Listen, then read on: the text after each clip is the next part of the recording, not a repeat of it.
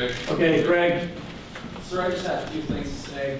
First, we in the military know the cuts are coming, and all we just got to ask you for is that you listen to our generals and not the billionaire companies that are trying to shove you trinkets. The generals know how to protect our country for the best bang for your buck. Second,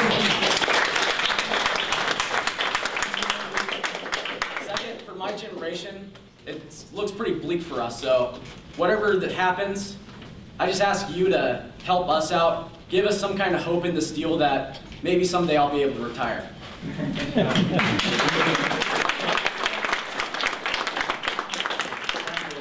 well said, because you need some hope. But hope is going to be found in both bold leadership and in an act of the will on the part of the American people to work hard to get this in order. Now, I've said everything needs to be on the table here. Now, we need to do so in a manner, though, that protects some fundamental things. And one of those fundamental things is national security. Doesn't mean that we can't look at certain ways of doing things that we've done since the Cold War and change them, and we should. We are now in the process of moving from a counterinsurgency policy to a counterterrorism policy. I think that's smart. That's going to save us some money. But that is also combined with both diplomatic and development initiatives in the State Department and elsewhere that do this. It prevents the conflict from occurring in the first place. The military tells me, send us in last. Do everything you can to develop mutual understanding and beneficial relationships through trade and cultural exchange and the rest of it. And that's diplomacy and development, and I'm the Foreign Affairs Committee, so we work hand in glove with the defense apparatus to try to prevent conflict from occurring in the first place. And the interesting thing that's occurred in the last 10 years, did you serve in Iraq? I haven't served in Iraq, sir, but my dad is over in Afghanistan right now, and I'm serving right now as well. The interesting, well, first of all, thanks for what you're doing. Thank your dad as well.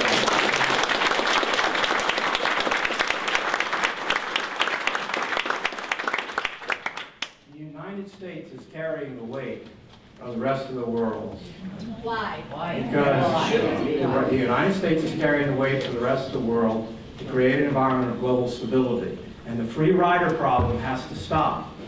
Other countries who have a growing, big enough economy, who have stable democratic structures, need to begin to aggressively participate in this shared burden of global stability. Now, I recommend all of you read Secretary Gates' final speech that he gave to NATO. And he says that very thing, that the United States cannot simply stand in the gap on behalf of freedom-loving people all around the world, carry this burden substantially by ourselves. Amen. It's undermining our ability to do that well and undermining our ability to have a prosperity at home. His speech is very firm to NATO. It's still shaking their hand very firmly, but he's saying it's time for these countries to step up. And this is the importance of both development and diplomacy.